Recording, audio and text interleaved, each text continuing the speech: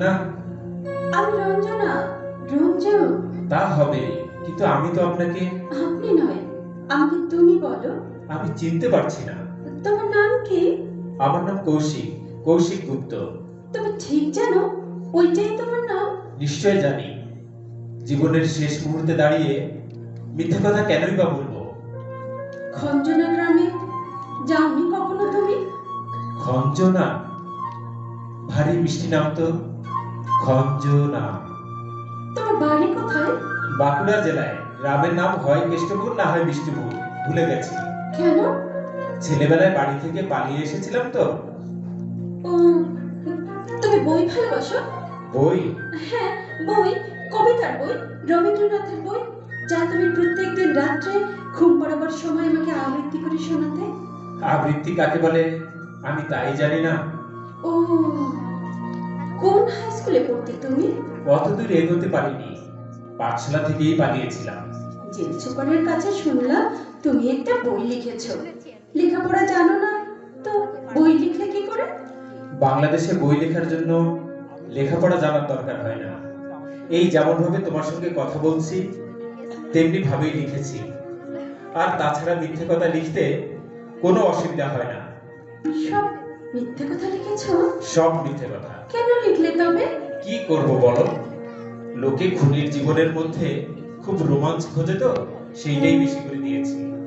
ও, আমি এত কথা জিজ্ঞেস করছি বলে তুমি রাগ করছো না তো? না না, আমার সঙ্গে কথা বলে যদি তুমি সান্ত্বনা পাও, কেন তাতে বাচ্চাত্ব? আর কিছু জিজ্ঞেস করবার থাকলে করো। তুমি বই টই কিচ্ছু করোনি? না। তোমার সঙ্গে মিঠুদার কোনো আদর নেই এই কথা আমি বলবো না। আদর নিশ্চয়ই আছে, কিন্তু আমি ধরতে পারছি না। মিঠু বুঝি তোমার দাদার ডাক নাম? হ্যাঁ। আচ্ছা, রবীন্দ্রনাথের কোনো কবিতা তোমার মুখস্থ আছে? বলো। না। আমি কয়েকটা লাইন বলি, দেখো তার পরের লাইনগুলো তোমার মনে পড়ে কিনা। কৃষ্ণ কলি আমি তারেই বলি, কালু তারে বলে গায়ের লোক। মেঘলা দিনে দেখেছিলেন মাঠে, কালো মেয়ের কালো হরিণ চোখ। ঘোমটা মাথায় ছিল না তার মোটে, মুক্ত বেনি পিঠের পরে লোটে। বলো তারপর কি? বলো না তারপর কি? বলেছি তো আমি আবৃত্তি করতে জানি না। তাহলে তুমি আমার মিঠুদা নও। আমার মিঠুদা যদি হতে তাহলে এক্ষুনি বলে উঠতে, কালো তা সে যতই কালো হোক, দেখেছি তার কালো হরিণ চোখ। যাই। তুমি চলে যাচ্ছ? হ্যাঁ, আমি অফিসারকে কথা দিয়েছিলাম তুমি যদি আমার দাদা না হও তাহলে অনর্থক সময় নষ্ট করব না। একটু বসো, এবার আমি দু একটা কথা জিজ্ঞাসা করি তোমাকে। তুমি আমাকে কি জিজ্ঞাসা করবে? তুমি তো কিছুই জানো না, আবার আমাকে তো চেনোই না তুমি। সে কথা সত্যি, তবু জিজ্ঞেস করি। করো। আচ্ছা, একটু বসো, আমি জানলাটা বন্ধ করে দিয়ে আসি। আমি কথা বলবো আর আমার দিকে হাঁ করে চেয়ে ওই ফাঁসিকার সময় গুনবে? না, তা হয় না। আচ্ছা, একটা কথা আমি কিছুতেই বুঝতে পারছি না। নিজেরা না এসে তোমার বাপ মা কোন আক্কেলে তোমার মতো একটা মেয়েকে এত দূর পাঠিয়ে দিলেন? বাবা নেই আমার, আর মা বিছানায় পড়ে আছে, উঠবার ক্ষমতা নেই তার। ও আচ্ছা, তোমার দাদার ডাক নাম তো মিঠু, ভালো নাম কি? অম্বুজাক্ষ মজুমদার। দাদা সেই যে 16 বছর বয়সে নিজে রোজগার করবে বলে বাড়ি থেকে চলে গেছে, আর ফেরেনি। তার জন্যই তো ভেবে ভেবে মা আজ মরতে বসেছে। আমি ভাবছি বাড়ি গিয়ে কি বলবো তাকে। কেন মিঠুদা এমন করলো? কোথায় যে গেল? আর কি আবৃত্তি করতো প্রত্যেকদিন আমার ঘুমোবার আগে, আমার মাথায় হাত বুলিয়ে দিতে দিতে একটি কবিতায় আবৃত্তি করতো মিঠুদা। সে যে আমরা দুজন একটি গায়ে থাকি, সেই আমাদের একটি মাত্র সুখ। ওই কবিতাটির সঙ্গে আমাদের আশ্চর্য মিল। আমাদের গায়ের নামও খঞ্জনা, তার পাশ দিয়ে যে নদীটি বয়ে গেছে তার নাম অঞ্জনা। আর তাই তো আমার দাদা আমার নাম রেখেছিল রঞ্জনা। কিন্তু হঠাৎ করে সব কি মারে গেল, সব হারিয়ে গেল। মাকে ফিরে গিয়ে আমি কি বলবো, কি বলবো? অম্বুজাক্ষ মজুমদার না? হ্যাঁ, দাঁড়াও দাঁড়াও, আমার একটা ঘটনা মনে পড়েছে। তারও তো নাম অম্বুজাক্ষ ছিল। কিরকম চেহারা? লম্বা, ছিপছিপে, মাথায় এক মাথার কালো চুল। হ্যাঁ, সবই মিলে যাচ্ছে বটে। মানে আমরা তখন, মানে আমি আর অম্বুজ কলকাতায় মেসে থেকে কাজকর্মের চেষ্টা করতাম। ও প্রায় খঞ্জনা গ্রামের কথা আর ওর ছোট বোনের কথা বলতো। কিন্তু কই, ও যে ভালো আবৃত্তি করতে জানে তা তো কোনোদিন বলেনি। তুমি মিঠুদার সঙ্গে এক ক্লাসে ছিলে? হ্যাঁ। ও, মিঠুদা তোমায় কি বলতো? বলতো ওর স্বপ্নের কথা, ভবিষ্যতে কেমন করে বড় হবে, কেমন করে বেশি টাকা রোজগার করবে, এই সব কথা। জানো, মাকে টাকা পাঠাবার জন্য ও যেন পাগল হয়ে উঠেছিল। রোজ মেস থেকে সকালেই বেরিয়ে যেত আর ফিরতো অনেক রাতে। যখন ক্লান্ত হয়ে শুয়ে পড়তো, আমি আস্তে আস্তে গিয়ে তার পাশে শুতাম। জিজ্ঞাসা করতাম, হ্যাঁ রে অম্বুজ, কিছু হলো? কোনো উত্তর পেতাম না। আমি কিন্তু তাকে বলতাম, চল না আমাদের আড্ডায়, সেখানে কিছু তোর ব্যবস্থা নিশ্চয়ই হবে। এবারেও কোনো উত্তর নেই তার কাছ থেকে। জানো, অম্বুজ কত না চেষ্টাই করেছে টাকা রোজগারের জন্য। একদিনের ঘটনা বলি তোমায়, শোনো। কলকাতার কলেজ স্ট্রিটের মোড়ে খুব হইচই, লোকজন চেঁচাচ্ছে, পকেট মার, পকেট মার, পকেট মার। অম্বুজ ধরা পড়েছে পকেট মারতে গিয়ে। না না না না না না, আমার মিঠুদা কিছুতেই চুরি করতে পারে না। আমার মিঠুদা পকেট মারতেই পারে না। মিঠুদা সকলকে ভালো হতে বলতে, সে ওই কাজ করতেই পারে না। নিশ্চয়ই পারে না। তোমার মিঠুদার পকেট কাটতেই পারে না। আমি জানি অম্বুজ কখনোই পকেট মারতে পারে না, কিন্তু শহরের লোক তাকে দোষী সাব্যস্ত করে পুলিশের হাতে ধরিয়ে দিলে। তারপর? তারপর ছেড়ে দিল, কারণ কোনো প্রমাণ ছিল না। তারপর কি হলো? সেই এক চেষ্টা, কাজ করতে হবে, পয়সা রোজগার করে মা বোনের কাছে পাঠাতে হবে। বোকা অম্বুজ জানতো না সমাজের রথের চাকা কেমন করে ঘুরিয়ে টাকা তৈরি করতে হয়। একদিন জোর করে আমাদের দলের সর্দার বিলুর কাছে নিয়ে গেলাম। কিন্তু কিন্তু সে তো তোমার দাদা, কিছুতেই খারাপ কাজ করে টাকা রোজগার করতে রাজি হলো না। এদিকে মেসের মালিক হুকুম দিল যে 12 ঘন্টার মধ্যে টাকা না দিলে মেসে ঢোকা আর তার হবে না। কি করলো তখন মিঠুদা? তোমার মিঠুদা কিছু করেনি, করলাম আমি। আমার বাবা সে থাকতো সরকারি অফিসের পুরনো বেয়ারা। সেই দিন তার মাসের বাইরের টাকাটা তার সুটকেসের মধ্যে রাখতে দেখেছিলাম। সেই টাকা তার অবর্তমানে বাক্স ভেঙে মেসের মালিকের হাতে দিয়েছিলাম আর বলেছিলাম, আর কিছুদিন আমাদের থাকতে দিন, আমাদের একটা কাজ জোগাড় করতেই হবে। তুমি বলেছিলে? না, মানে আমার সামনে তোমার মিঠুদা মালিককে বলেছিল। মিঠুদা বলেছিল? হ্যাঁ, সেই রাত্রে তোমার মিঠুদা একটি আবৃত্তি করেছিল। মিঠুদার আবৃত্তি তুমি শুনেছো? হ্যাঁ, বড় মিষ্টি আবৃত্তি। এমন আবৃত্তি আমি আর কোথাও শুনিনি। আমাকে দু একটা শিখিয়েও দিয়েছিল। দুজনে একসঙ্গে আবৃত্তি করতাম। কোন কোন কবিতা শিখিয়েছিল তোমাকে? এমনি দু চারটে, কিন্তু ওই আমরা দুজন একটি গায়ে থাকি ওটা শেখায়নি। যেগুলো শিখেছো তার থেকে একটা বলো। দুঃখের দেখেছি নিত্য, পাপের দেখেছি নানা ছলে, অশান্তির ঘূর্ণি দেখি জীবনের স্রোতে পলে পলে, মৃত্যু বলে লুকোচুরি সমস্ত পৃথিবী জুড়ে, ভেসে যায় তারা সরে যায়, জীবনের করে যায় ক্ষণিক বিদ্রুপ। আজ দেখো তাহাদের অগ্রভেদী বিরাট স্বরূপ, তারপরে দাঁড়াও সম্মুখে বড় অকম্পিত বুকে, তোরে নাহি করি ভয়, এ সংসারে প্রতিদিন তোরে করিয়াছি জয়। তোর যে আমি সত্য, এ বিশ্বাসে প্রাণ দিব দেয়, শান্তি সত্য শিব সত্য, সত্য সেই চিরন্তন এক। একি একি তোমার গলা যে একেবারে মিঠুদার মতো, ঠিক মিঠুদা যেমন করে বলতো। তুমি মিঠুদা না? ঠিক করে বলো, তুমি মিঠুদা। না, না না, তুমি মিঠুদা। না না, আবার ভুল করছো। আমার নাম কৌশিক গুপ্ত, বাড়ি বাঁকুড়া জেলার কেষ্টপুর কিংবা বিষ্ণুপুর। ছেলেবেলায় বাড়ি থেকে পালিয়ে এসেছিলাম, লেখাপড়া কিচ্ছু জানি না। আমার নাম কৌশিক, কৌশিক, কৌশিক।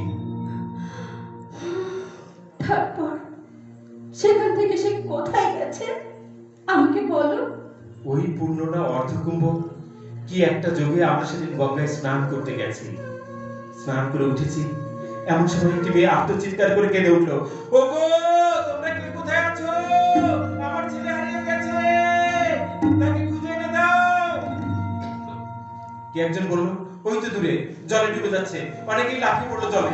চেয়ে দেখি আমার পাশে অঙ্কুশ নেই, সেও ঝাঁপিয়ে পড়েছে জলে। হ্যাঁ, মিঠুদা খুব ভালো সাঁতার জানতো। তারপর তারপর কি হলো? সবাই এক এক করে উঠে এলো, কেউ পায়নি সেই মায়ের বাচ্চাটাকে। হঠাৎ তিন মায়ের একটা চিৎকার উঠলো, বান আসছে, বান আসছে, বান আসছে। সবাই ভয়ে জল ছেড়ে উঠে পড়লো। দূরে তখন বান দেখা যাচ্ছে। হঠাৎ জলের উপর থেকে শব্দ ভেসে এলো, এই যে নিন আপনার ছেলে। যে দেখি ডান হাতে বুকের কাছে বাচ্চাটিকে ধরে, বাঁ হাতে জল কাটতে কাটতে বাংলার সেই বীর সন্তান অম্বুজাক্ষ মজুমদার এগিয়ে আসছে। ছেলেটিকে তার কাছ থেকে একজন গিয়ে তুলে নিল, কিন্তু কিন্তু অম্বুজকে ধরে তোলবার কথা কারো মনে পড়লো না। বাঘ এসে তীরে আছাড়ে খেয়ে পড়লো। কিন্তু আমার মিঠুদা সে কোথায় গেল? কেউ জানে না। সে তো খুব বড় লোক ছিল না। সে তো মঠ, মন্দির, মসজিদ এসব তৈরি করেনি। সে কেবল একটি মাকে তার ছেলে ফেরত দিয়েছিল। তাই বোধ করি সমুদ্রের বাঁধ তাকে সমুদ্রে টেনে নিয়ে গেল।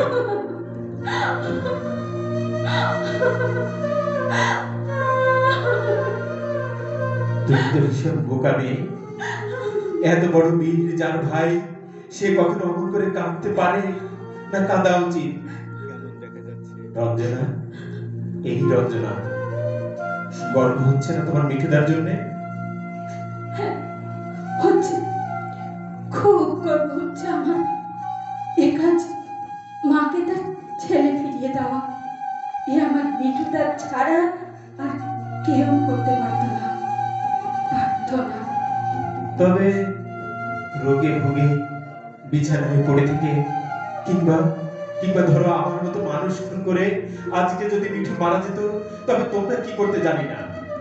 আমি কিন্তু মিঠুকে ঘৃণা করতাম, কিন্তু যা করে যেভাবে সে সকলের কাছ থেকে বিদায় নিয়ে চলে গেছে, তাতে আমাদের সবাইকার মুখ উজ্জ্বল হয়েছে। এরপর তুমি যখন ফিরে গিয়ে তোমার মায়ের কাছে তার কথা বলবে, তখন বলতে বলতে গর্বে তোমার বুক ভরে উঠবে। আর মা তখন এমন বীর পুত্রকে গর্বে ধরেছিলেন বলে আনন্দে চোখের জল ফেলবেন, তাই না? একে তুমি সত্যি সত্যি বলছো না? আমার মনে কষ্ট হবে বলে মিঠুদার নামে অমনি একটা গল্প বানিয়ে বানিয়ে বললে? একজন চলে গেছে, আর আমিও এক্ষুনি যাব। এই সময় প্রিয় বন্ধুর নামে মিথ্যা কথা বলে কি হবে বোন? তুমি আমাকে বোন বললে, তুমিও আমার দাদা হলে। হলাম বই কি, মিঠুর বোনের দাদা হওয়ার লোভ কি সামলানো যায়? মাকে কি বলবো তোমার কথা? বলে দাও। বলবে, বলবে তার অভাগা, দিশেহারা এই অজানা ছেলেকে যেন তিনি ক্ষমা করেন। আমি তোমাকে একটা প্রণাম করি। প্রণাম? প্রণাম করবে? প্রণাম করো, কিন্তু তা আমি তোমাকে কি আশীর্বাদ করবো বোন? কি দেব তোমাকে? মিঠু তার কোনো চিহ্ন রেখে যেতে পারেনি, সে তার মধ্য ভাগ্য। কিন্তু কিন্তু এই যে আজ এখানে এই জেলের মধ্যে, ওই যে হু হু করে টাইম পিছের মধ্যে দিয়ে চলে যাওয়ার সময়কে সাক্ষী রেখে তুমি তোমার দাদাকে পেলে, আমি বোধ পেলাম। এই মুহূর্তটিকে বাঁচিয়ে রাখবার জন্য, আচ্ছা এটা নাও, এটা এটা এটা রাখো। এতে আমার, না না দাদা, এতে আমার না না রোজগার 2000 টাকা আছে। না না, নেব না বলো না। ভাইয়ের টাকা বোন না নিলে কেনে দেবে বোন। এই দিয়ে তুমি দুটি হার গড়াবে, একটি মায়ের, একটি তোমার। মায়ের লকেটে লেখা থাকবে তার ছেলের নাম অম্বুজ, আর তোমার লকেটে লেখা থাকবে তোমার দাদার নাম কৌশিক। সেই দিকে তাকালে তোমার মনে পড়বে তোমার এক্ষুনি দাদার কথা। ভাই ফোটার দিনে যদি তোমার চোখ দিয়ে এক ফোঁটা জল তার উপর পড়ে, তবে সেই জলের ফোঁটা আমার কপালে নিশ্চয় জল জল করবে বোন, জল জল করবে। তাই হবে দাদা, তাই হবে। আমাদের এই গ্রামের নামটি খঞ্জনা, আমাদের এই নদীর নামটি অঞ্জনা। আমার নাম তো জানে গায়ের পাঁচজনে, আমাদের সেই তাহার নামটি রঞ্জনা। আমরা দুজন একটি গায়ে থাকি, সেই আমাদের একটি মাত্র সুর। তাদের গাছে গায়ে যে দোয়েল পাখি, তাহার গানে নাচে আমার বুক। তাহার দুটি পালন করা ভেড়া চড়ে বেড়ায় মোদের বটে মূলে। যদি ভাগে আমার ক্ষেতের বেড়া, কোলের পরে নেই তাহারে তুলে। আমাদের এই গ্রামের নামটি খঞ্জনা, আমাদের এই নদীর নামটি অঞ্জনা। আমার নাম তো জানি গায়ের পাঁচজনে, আমাদের সেই তাহার নামটি রঞ্জনা। আমাদের সেই তাহার নামটি রঞ্জনা, আমাদের সেই তাহার নামটি রঞ্জনা। সময় হয়ে গেছে, পণ্ডিত মশাই চলুন তাহলে। বাবা কৌশিক, তুমি ভগবানের নাম শুনলে চলে ওঠো, কিন্তু বাবা এ সময় একটু গীতা শুনতে হয়, আমি পড়ি, তুমি একটু কান পেতে শোনো। বলে যান। দুইটি পাড়ায় বড়ই কাছাকাছি, মাঝে শুধু একটি মাঠের ফাঁক। তাদের বনের অনেক মধুমাছি, মদের বনে বাঁধে মধুর চাক। তাদের ঘাটে পূজার জবামালা ভেসে আসে মধের বাঁধা ঘাটে। তাদের পাড়ার কুসুম ফুলের ডালা বেচতে আসে মদের পাড়ার হাটে। আমাদের এই গ্রামের নামটি খঞ্জনা, আমাদের এই নদীর নামটি অঞ্জনা। আমার নাম তো জানি গায়ের পাঁচজনে, আমাদের সেই তাহার নামটি রঞ্জনা। আমাদের সেই তাহার নামটি রঞ্জনা, আমাদের সেই তাহার নামটি রঞ্জনা।